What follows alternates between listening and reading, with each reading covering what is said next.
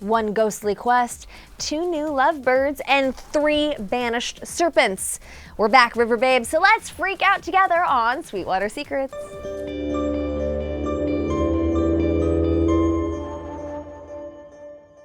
Oh, Riverbabes, I've missed you so much. I'm your Southside repping host, Leanne Aguilera, and this is our Sweetwater Secrets after show for episode 309, chapter 44, No Exit, aka our first new episode of 2019. Now today I've got exclusive interviews for you from Vanessa Morgan, KJ Apa, and Charles Melton talking all about this week's biggest plot twists, so get excited for that. Has anyone ever told you you're a badass? But right now, I'm gonna be really honest with you guys, like I always am.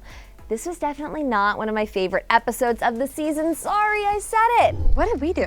We didn't get any answers about the quarantine. There was a weird dream sequence, and there was a lot of little conflicts that did not add up to really anything and didn't push the storyline forward. Do you agree or disagree with me? Start telling me in the comments below. But in the meantime, I'm going to quickly recap the biggest headlines of the episode in the blue and gold breakdown.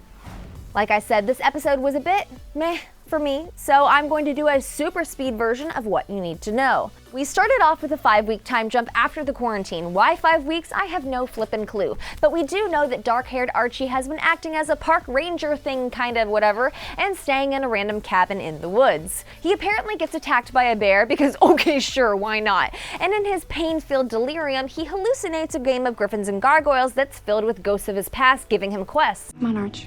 Time to play.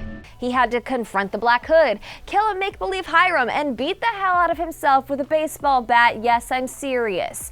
By the end of the episode, we're supposed to believe that Archie's fate is up in the air, but come on, this is Riverdale. They're not gonna kill Archie. Sure feels like it, doesn't it? Meanwhile, Betty is playing babysitter to all the little teens she rescued from the Sisters of Quiet Mercy, and they really started to get on my nerves. So I was actually relieved when Evelyn Evernever showed up and then Edgar kind of kidnapped them and took them all to the farm. You only missed him by like 5 minutes. Oh, and those nuns were supposed to testify against Hiram Lodge, but instead they were bailed out of jail and then they all ascended with the Gargoyle King, aka they killed themselves. It was weird.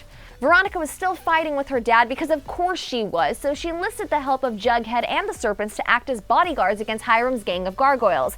It's an ambush! But tensions with the Serpents came to a head as Cheryl, Tony, and Fangs broke Jughead's new post-quarantine rules. Cheryl and Tony were acting as 2 sexy cat burglars, and Fangs was dealing fizzle rocks to help pay for his mom's medical bills. Oh. Unfortunately, Jughead was forced to strip them of their jackets and kick them out of the gang. We'll go, but we're keeping our jackets. Fine. Actually, only Cheryl and Tony were forced to leave. Fangs is now going to act as a double agent and infiltrate the Gargoyle Gang.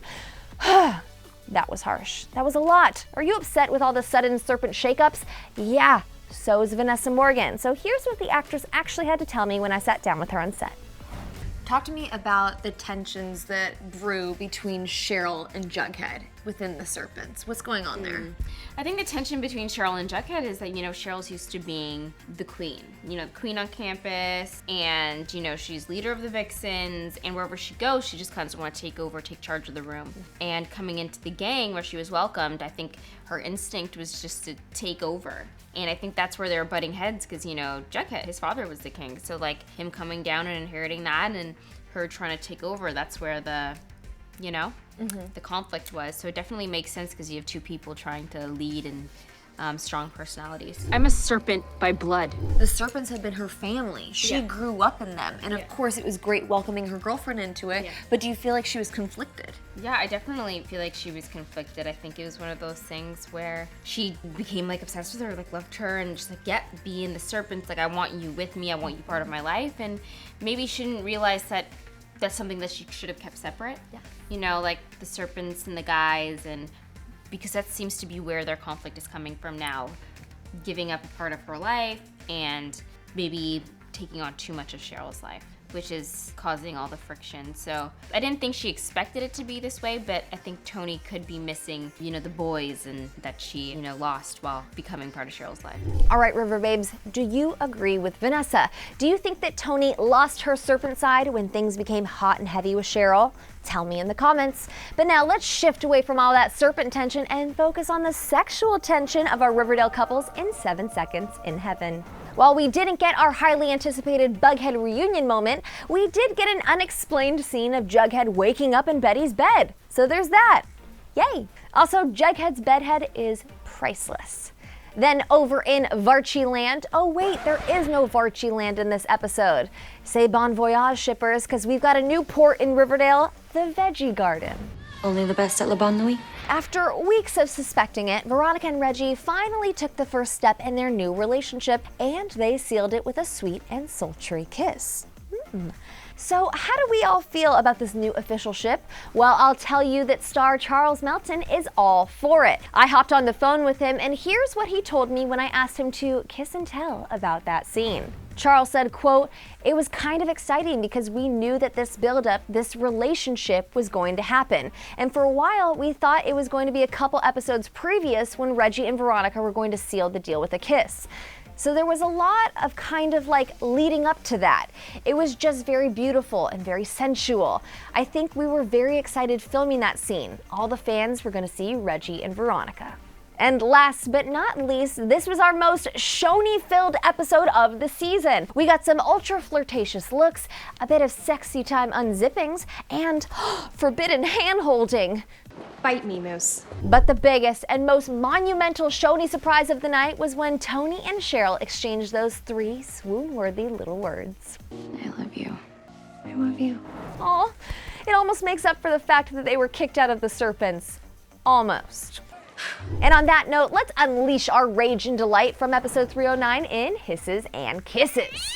Now, it may be a new year, but my top hiss of the episode is still going to Hiram Lodge. I don't even need to explain it anymore. I know what you did! What did I do? You know what you did! Next up, I can't believe I'm gonna say this, but hisses to Cheryl. Excuse me? I was not a fan of the way she was acting in this episode. Bombshell, you have plenty of money. Why not give everything you were stealing over to the Serpents who actually need it? It's getting cold out, and the rest of us don't get to go back to Thistle House. Also, because of Cheryl's brazen behavior and complete disrespect of the rules, Tony lost her place in the Serpents. Are you guys frustrated with Cheryl, or are you sending hisses to Jughead? Tell me in the comments below. Hisses to all the nun drama and the Sisters of Quiet Mercy kids. I know I'm supposed to feel sorry for them, but by the end of the episode, I was just really tired of them leeching onto Betty. I'm almost glad that Edgar came and swept them off to the farm because it means we're one step closer to finally going there. Trust me, the farm is not safe. Hisses to the henchmen known as the Gargoyle Gang. At this point, I honestly miss the Ghoulies because at least I could take them seriously. What's with the masks, you guys? And did you borrow that voice changer from the Green Arrow? You have failed this city. And hisses to Archie's ghostly grim game of Griffins and Gargoyles. I just found it frustrating, especially the Black Hood and Bat part. But switching it over to kisses, the only thing that I did like about Archie's game was watching Hiram get stabbed. Oh, and seeing Jughead, Betty, and Veronica's iconic looks and innocent behavior from the pilot. Have you been working on any new songs, Arch? I'd love to hear some of them. Now take a look at what KJ Appa had to tell me when we chatted about Archie's insane journey in this episode. Let's talk about 309 when Archie eventually ends up playing G&G. What was that like for you to finally get to experience that? It was cool. It allowed us to kind of shoot some pretty interesting stuff where he's kind of hallucinating a little bit because of what happens in the woods. I don't know if he was actually dreaming or if it actually happened, but yeah, it was fun. Thank God he had Vegas. Yeah, Vegas did not help at all really when he getting attacked by the bear. I mean, isn't that why you have a dog to like help you protect you and stuff? But he was chilling. He comes inside wagging his tail. I'm like half dead. When you read that it was going to be Archie versus the bear, were you like, what the hell? Yeah, I would definitely. It just came out of nowhere for sure. Now I'm stuck with scars for the rest of my life. You have like a bird mark on your hip. You now have a serpent tattoo. Don't They're even just get me started. really Going for it. putting so much on you, man. You don't want to be doing many more of those shirtless scenes because then they got to add in so much into hair and Oh, makeup. they'll be there. They'll always be there. Keeping it going with kisses, I loved getting more Josie in this episode, especially her sultry cabaret voice. Yes, please. Kisses to Veronica for destroying that stupid egg. It was ugly anyways. To seeing more from Alice Cooper and her fabulous hair. And kisses to the return of Nana Rose. Kisses to all of our new relationship developments with Veggie and Choni. To Bughead's surprise bedtime cuddles. And to Vegas for being the sweetest little pup. And we'll end it there. Now, thank you all so much for watching this after show with me, and tune in next time for our Sweetwater Secrets preview for episode 310, chapter 45, The Stranger, for a special sneak peek on what's ahead. Now, if you had fun filming with me, then please give this video a like and then hit subscribe so you never miss an episode. And now I want you all to unleash your hisses and kisses for me in the comments below. Last time you left over 1,000, so keep it up. Did you like this episode? Are you really worried about Archie's fate? How do you feel about Cheryl and Choni getting kicked out of the Serpents? Who are you most frustrated with? And what did you think of Veronica and Reggie's first kiss? Tell me what you think, and I'll see you next time, Riverbabes.